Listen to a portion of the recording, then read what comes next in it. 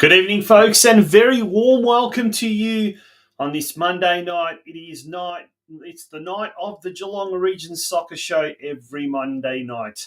My name's Tonchi Prusak. It's an absolute pleasure to be with you again for the ninth time this season. It's already our ninth episode, and if you are counting in total, we've had 134 episodes. Well, tonight's episode was going to be a little bit longer with its usual length, but unfortunately we've had one guest pull out very, very last minute through illness. Hopefully we'll have that person on next week's show because it is a big week coming up for that person's club. And we are talking about Bell Park. The president, Rose Puratina, was going to join us, but as I said, she's fallen ill, so we wish Rose all the very best and hope to have her on the show next week. Big week at Bell Park. The unveiling of the new club rooms this Saturday. We'll be talking a little bit more about that later on in the show. We've also got so much to get through. Lots of news happening. And for those of you that do follow us on the social media, you'll certainly know that we were talking about all the latest news happening this weekend just gone by. We've got actually one, not two, senior debuts to talk about this week. One is a local and one is a former local who's now hit the big time in Europe. That's right. This former North Geelong Warriors midfielder, who is now over the weekend actually made his senior professional debut. We'll find out all about that a little bit later on. Our guest for tonight will be the president of the newly renamed Ocean Grove Soccer Club, formerly known as Surfside Waves. We'll be speaking to Craig Wright a little bit later on. And there's, apart from the name changes, some very, very exciting developments awaiting the Ocean Grove Soccer Club in the next few years. Some very, very exciting developments. We're talking about facilities, or dramatically improved facilities, let's put it that way. Craig will tell us all about that a little bit later on in the show. Plus, we've got the junior boys NPL fixtures for the home and away season. That has also been released today as well. So there's a lot to get through, despite being one guest down. Big shout out to our major sponsor, the Gordon. If it wasn't for the Gordon, we wouldn't be having this show this year. So a really, really big shout out to the Gordon. They've got some information nights coming up over the next week or so. And we'll also find out a bit more about that later on in the show. Don't go away, folks. It's time for the news desk after this short message from our major sponsor. Your future is in your hands. There is a whole world waiting for you, and your choices determine how you will impact it. At the Gordon, we recognise this. That's why we champion hands-on learning. Get your hands dirty. Grab what's in front of you. Learn by doing. Turn your passion, your ideas, and mould them into your creations. You'll be supported the entire way. You'll grow your skills in small classes, guided by teachers who are industry experts. You'll learn in state-of-the-art facilities or out in a real-world workplace setting. Your hands-on experience will increase your understanding and put you ahead of your university peers. You'll graduate work-ready, and you'll graduate sooner, with a huge range of qualifications to choose from and support services to enable your success. Now is the time to continue your learning journey. At the Gordon, your future is in your hands.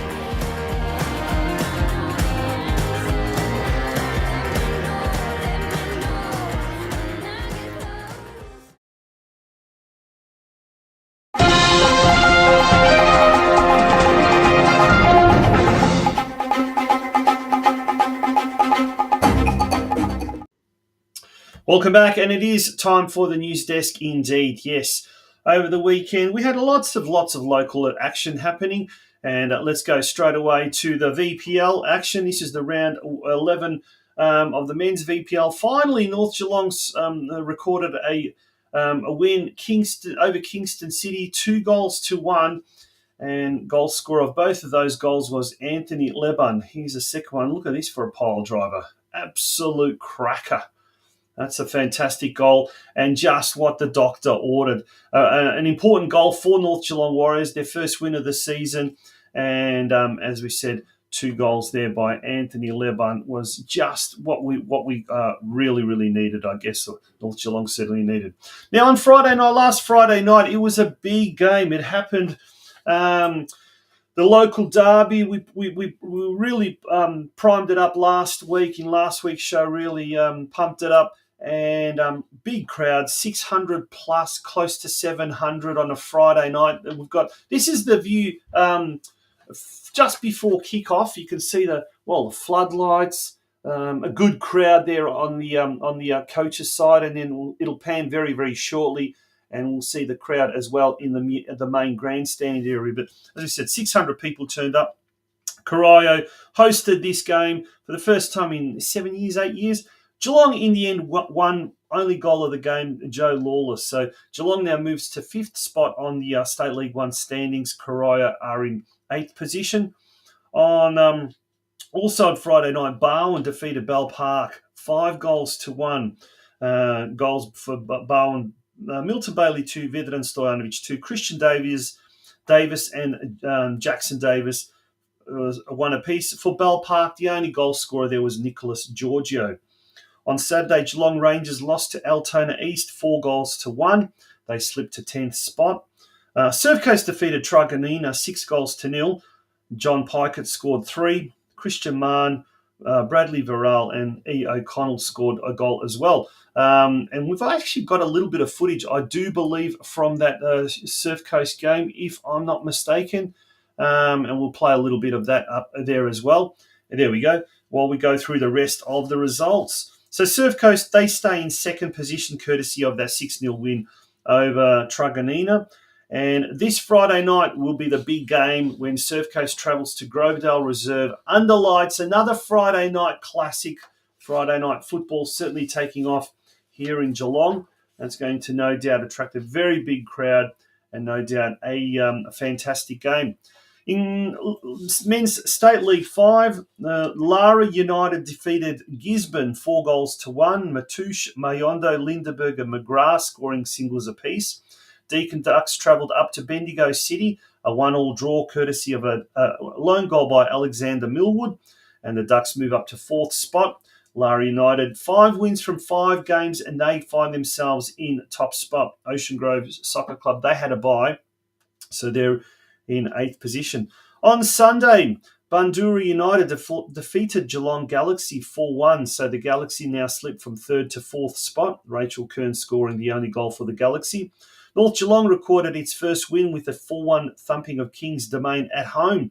Louisa Kump, Olivia Ortiz, Julia Akmacic and Mila Parkin all scoring 1 apiece. So the Warriors now jump to 4th spot on the standings. Geelong Rangers held high-flying St Albans Dynamo to a 1-1 draw courtesy of a Bridget Sweeney goal in the opening half. Rangers moved to 6th spot on the State 2 standings. But Lara United unfortunately got hammered 7-0 at the hands of Sydenham Park. And Lara United dropped to the final spot, the bottom spot on the competition standings. So that we have are the results from the week just gone by. We'll now go through to the fixtures coming up for this weekend. And if we have a look firstly at the VPL fixtures, North Geelong Warriors, they travel to Caroline Springs George Cross on Saturday evening. Game kicks off at 5:30 p.m. there at the City Vista Sports Field. And we've also got on Sunday, the Women's Victorian Premier League clash, round 6 encounter between South Yarra and Geelong Galaxy that will take place at Faulkner Park South Pavilion at 3 p.m. Let's have a look at the Men's State League fixtures coming up for this weekend. As we said, on Friday night, all roads lead to Grovedale Reserve, Barwon hosting Surf Coast in a mouth-watering, highly anticipated State League 4 clash. That should be an absolute fantastic game. 8:30 p.m. kickoff. So hopefully we'll have people from all corners of the football fraternity here in Geelong coming along to that game. Should be an absolute fantastic clash, that one. On Saturday in State League 1 action, we've got most of the Geelong teams are at home this week. Corio taking on FC Strathmore at Hume Reserve. Geelong at home to Clifton Hill at 6 p.m. at Stead Park. Geelong Rangers host Mill Park at Myers Reserve. That game kicks off at 3 p.m. As we said earlier, Bell Park are unveiling their new dressing rooms. Yes, and it all happens this Saturday. Will be the official unveiling, and they will be put to use for the first home game of the season when the All Whites host Melbourne City. That game at the Bell Park Sports Club kicks off at 3 p.m. So that is fantastic, and dare I say, Bell Park's facility will become now one of the best, if not the best, facility in the region. They've got match conditioned floodlights. They've got fantastic undercover grandstand seating area, a wonderful club room and reception area. And now the last piece of the puzzle was a modern dressing room facility, and they have that as of this Saturday. So congratulations to everyone involved at Bell Park Sports Club. State League 5, Deakin Ducks at home to Spring Hills. Deakin University Warm Ponds. That game kicks off at 3 p.m. Ocean Grove will be hosting the ETA Buffalo Club at Shell Road Reserve at 3 p.m. And then Lara United travels to Scoville Reserve to take on Maidstone United at 5 p.m.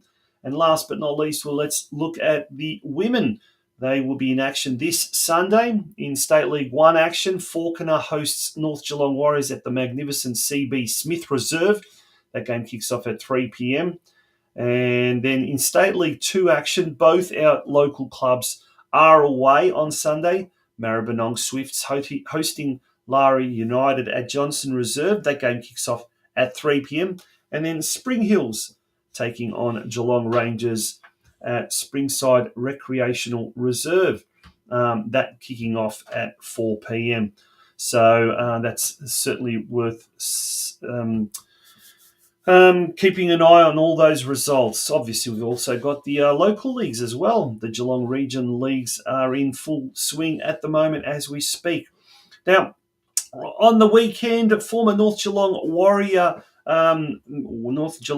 midfielder Noa Skoko made his senior debut for Hajduk Split in the Croatian First Division. Unfortunately for him, the game was played behind closed doors due to some crowd disturbances by the Hajduk fans about a month ago, and the next two home games were to be played behind closed doors. Noah came on in the 72nd minute and played a part in his team's 5-1 demolition of bottom side NK Rudeš, which is the president of Rudeš is Canberra-born former Melbourne Knight player Josip Šimunić, and also includes another Australian Croatian player in Tomislav Mrčela from Perth. Yes, so fantastic news there, and have a look at some of the teammates that young Noa Skoko has. Ivan Perisic, who's played at the World Cup, Filip Brekalo, Croatian national team representative, and Alexander Trajkovski, a Macedonian international striker as well. They are just some of the players that he's playing alongside each week. Incredible. Congratulations to Noah on achieving his senior professional debut. Now, speaking of senior debuts, a youngster by the name of Billy Wright has made history locally by being the first Armstrong United junior to make his way up to the senior team. So he made history when he made his debut for the Pelicans men's reserves team in the local league competition yesterday. He's the first player to come through the AUFC junior ranks and play a senior game. His historic debut resulted in a clean sheet and a match-winning penalty save. Well, you cannot want more than that. Congratulations to Billy Wright, and congratulations to the Pelicans as well. Armstrong United, the youngest club in the region, and that was a major, major milestone over the weekend. Now, we've got to have a big shout out to one of our most active viewers, one of our most loyal viewers, Santino Marmone. He's very active in the chat section as well, and he sent through this photo of a group of Corio supporters and some Geelong supporters mingling together at Hume Reserve last Friday night, and that's what it's all about. There's Steve Janoski, who was on our show, was it last week, a couple of weeks ago as well, and Santino there, front and centre, right in front, and some of the other boys there from Geelong and Corio soccer clubs as well. And that's what it's all about, the community football, getting out and about week in, week out, and catching up with some of these people that you generally don't have a chance to see too often, because a lot of the time these games are being played. A lot of the time these games are being played when your team's games are being played. So when it's the local derby, or maybe a Friday night spectacular like it was last Friday night at Hume Reserve, these are opportunities to catch up with people from the wider football community. And as we said, this Friday night, 8:30pm kickoff, but there's obviously going to be a reserves game beforehand at 6:30pm. Barwon hosts Surf Coast in the State League 4 local derby, so that should be an absolute fantastic game. Folks, we're going to take a break. When we return, we'll have a look at the state of affairs with the Junior Girls NPL competition. And we'll also take a look at the opening round of the league proper. They've just finished the grading season of 11 games, if you like, series of 11 games. And now it's time for the 18-game home and away league season for the Junior Boys NPL. We'll take a look at that straight after this break. Don't go away, folks. It is the Geelong Region Soccer Show.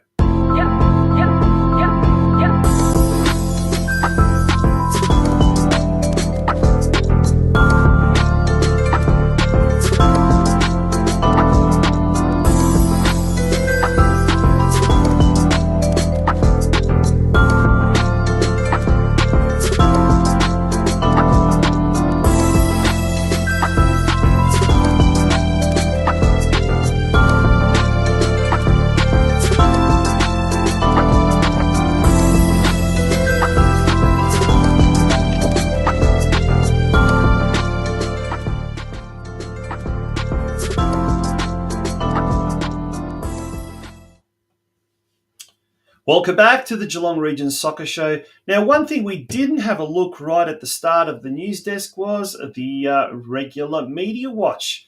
So if we do take a look at the Media Watch, what's been happening in the Geelong Advertiser, and there has been a few extra articles this week.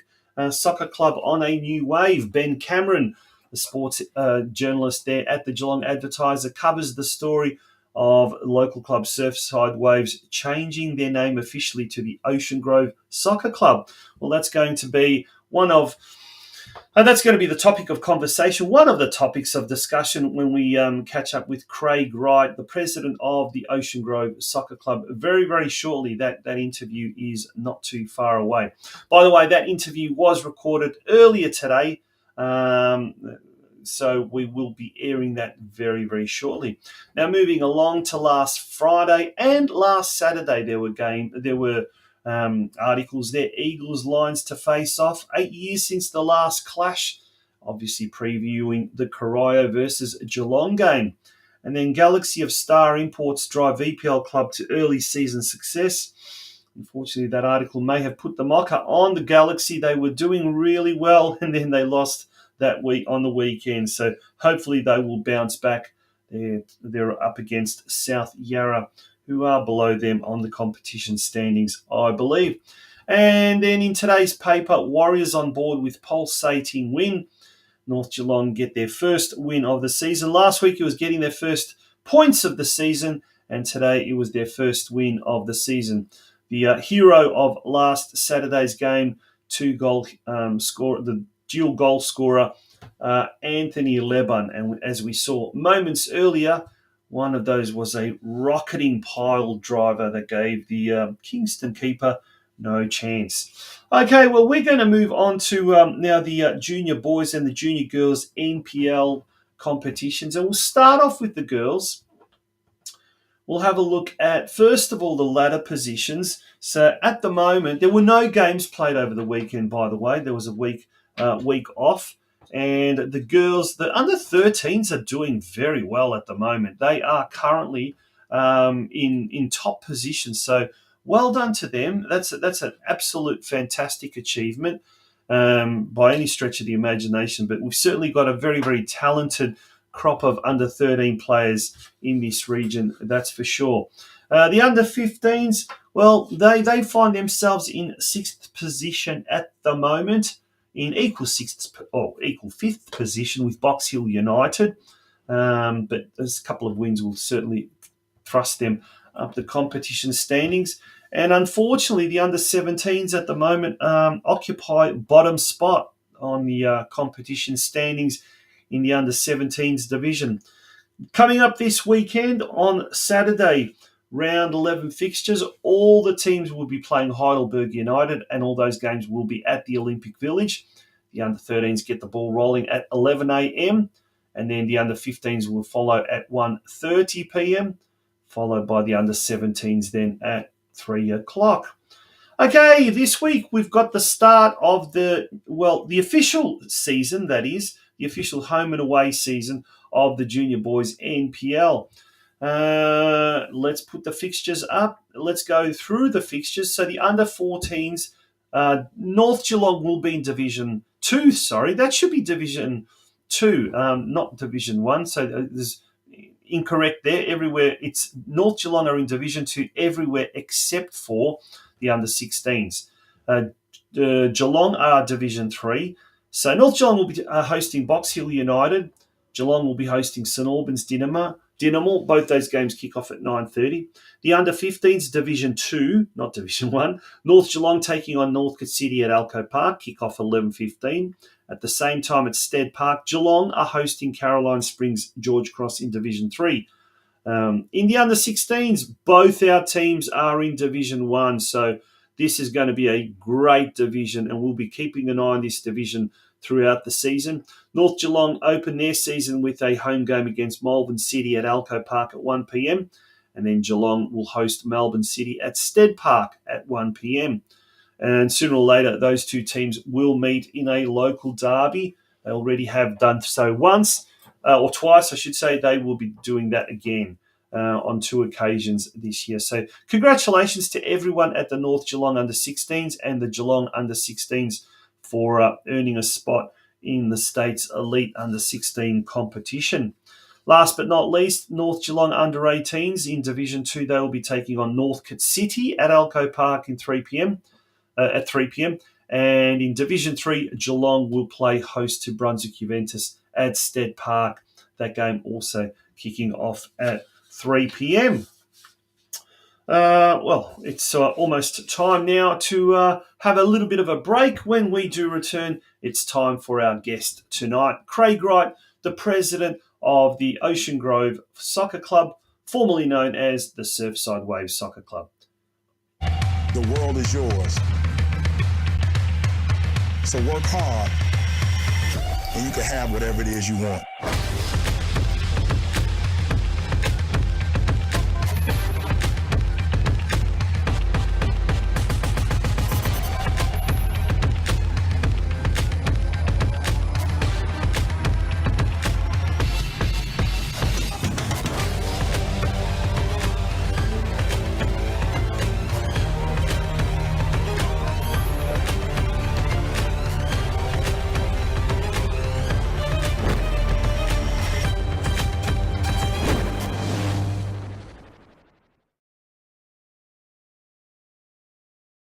Well, welcome back now to the Geelong Region Soccer Show, and it's time now for our next guest.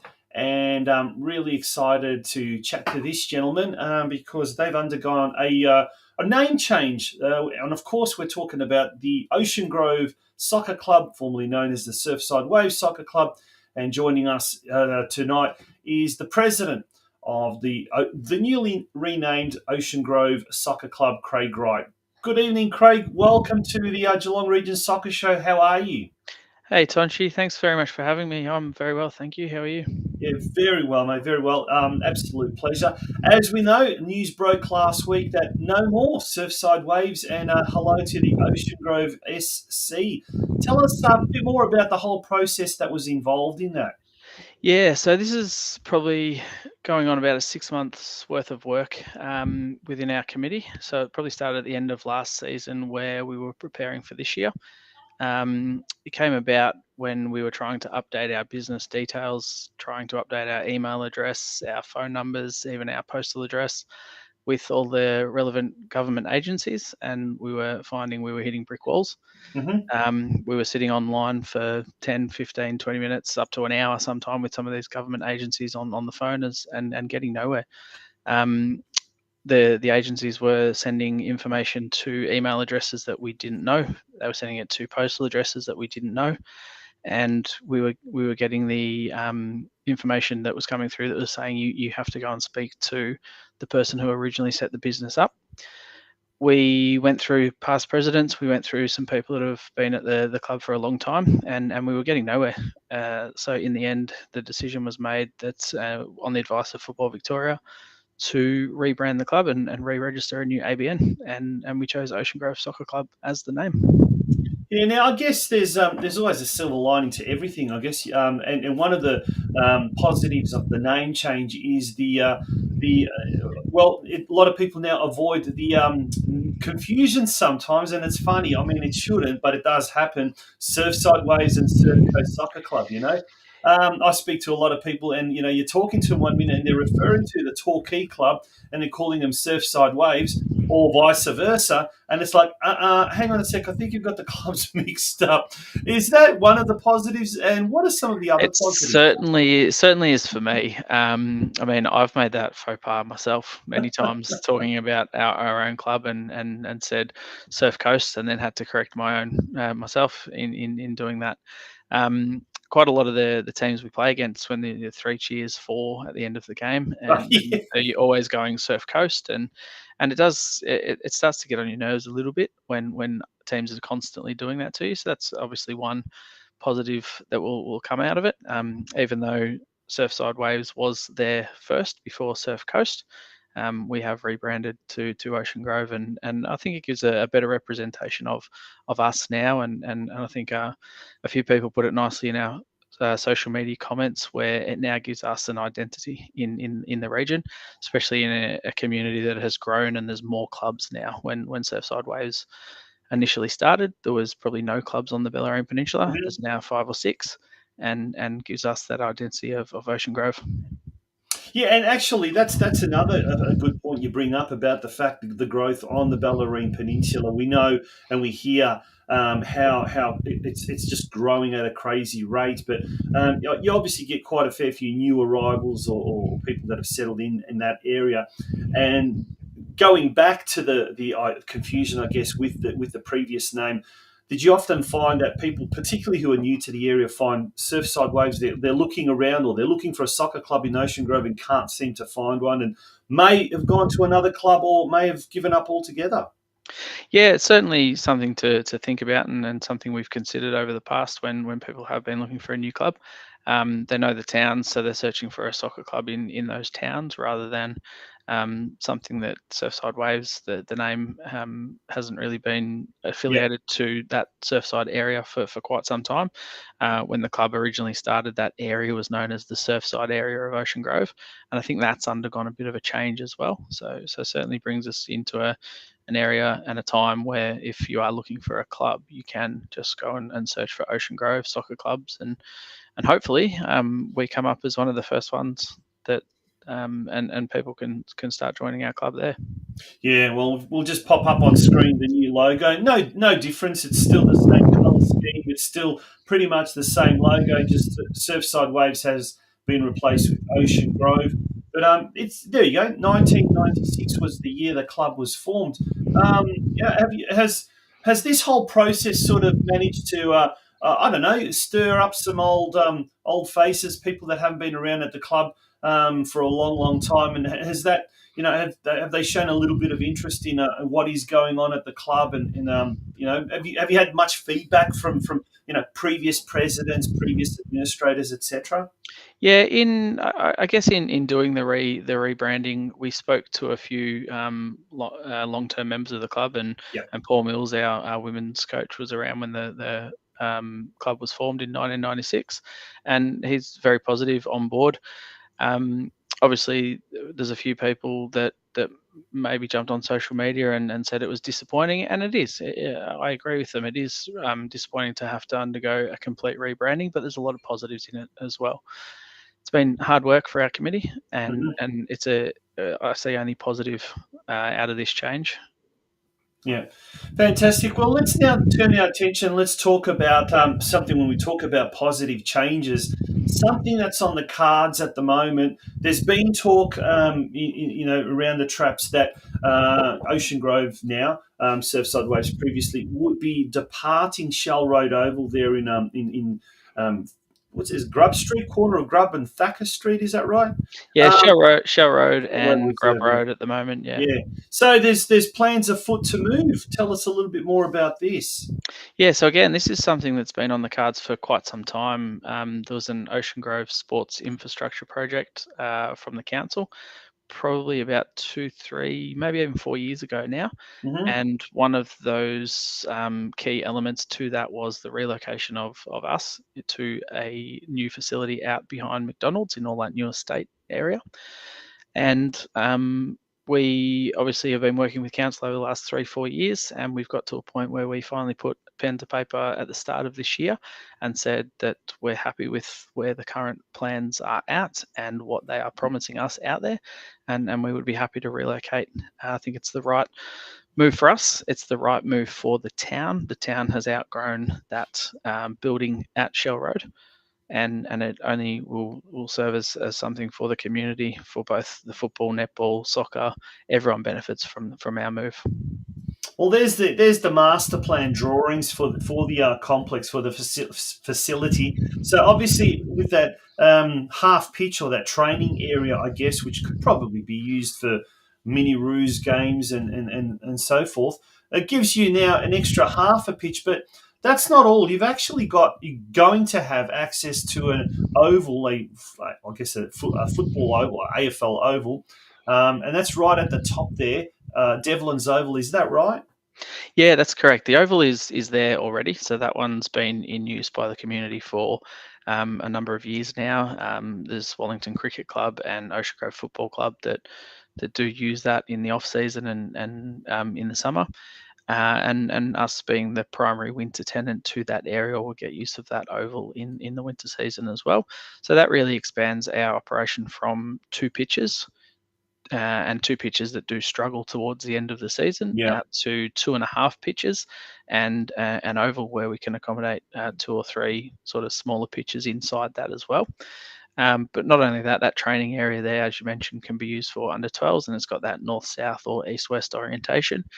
And there's also the plan, the long-term plan for that to be a synthetic training oval, similar to what you see out at Barwon with that little pitch over the back.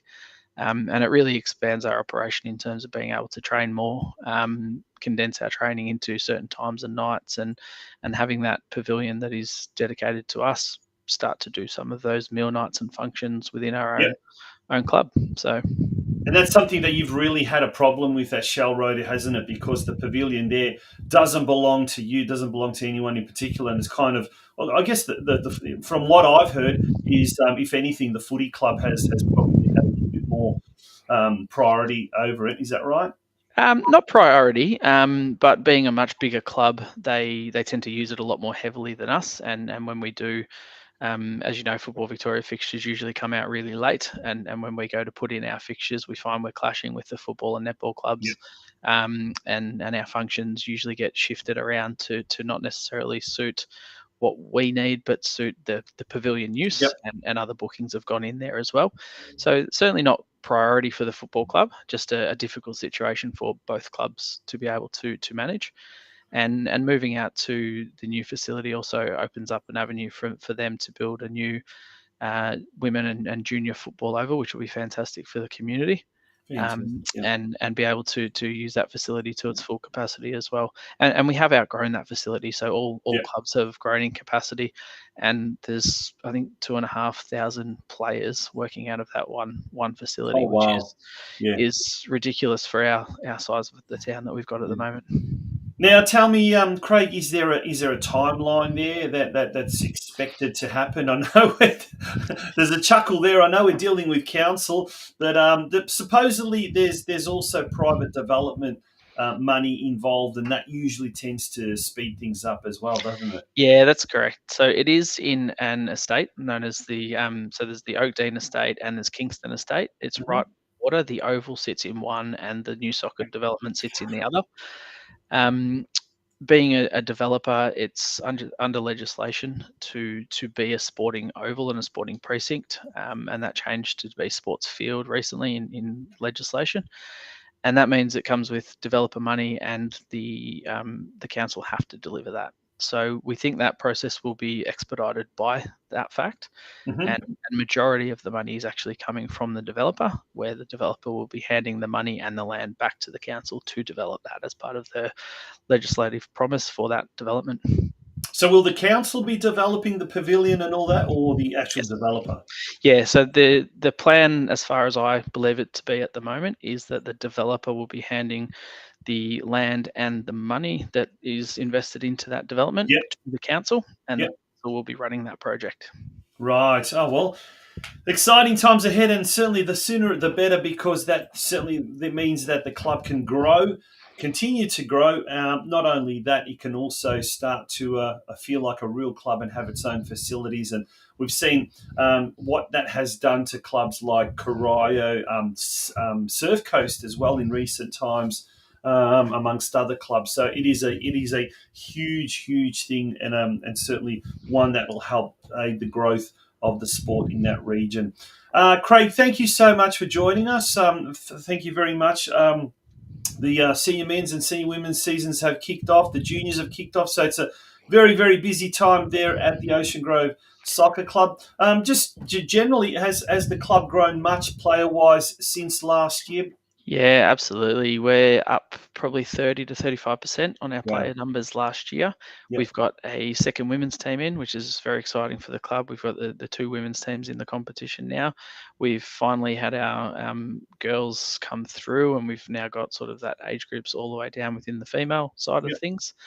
And we've grown exponentially within our mini Roos over the last 2-3 years anyway, and we're pushing close to 500 players this year, 40 41 42 teams. Yeah. So it's an exciting time, and we were somewhat locked out of most age groups pretty early on, and Yeah. waitlisted within the club. So it's an exciting time, and very happy where we are, and if we can get that facility and move and with the name change, it will be an exciting time over the next 5 years or so. Yeah, absolutely. On that note, mate, we wish you all the very best. You guys are doing a ripper job from all accounts. Continue doing what you're doing, and we'd love to get you on the show a little bit later on in the year and see how things are gone. But in the meantime, yeah, all the best for 2024 and beyond. Thanks very much, Tonchi. Appreciate it. Craig Wright, the president of, as we said, the newly renamed Ocean Grove Soccer Club. Yeah, that'll certainly aid any confusion or avoid any confusion down the track with the Surf Coast Football Club. We'll be back after this very short break here on the Geelong.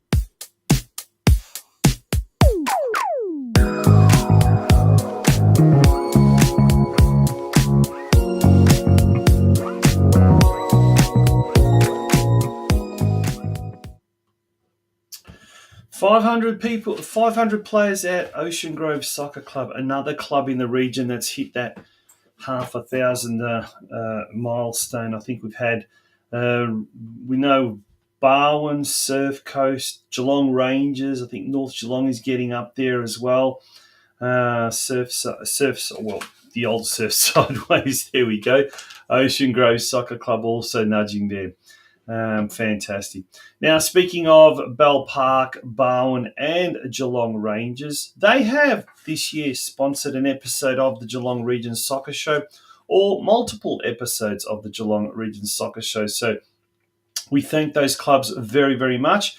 If you'd like to join those clubs and be a sponsor, an episode sponsor, there's the email, communitysportsmedia@gmail.com. So send us an email at communitysportsmedia@gmail.com.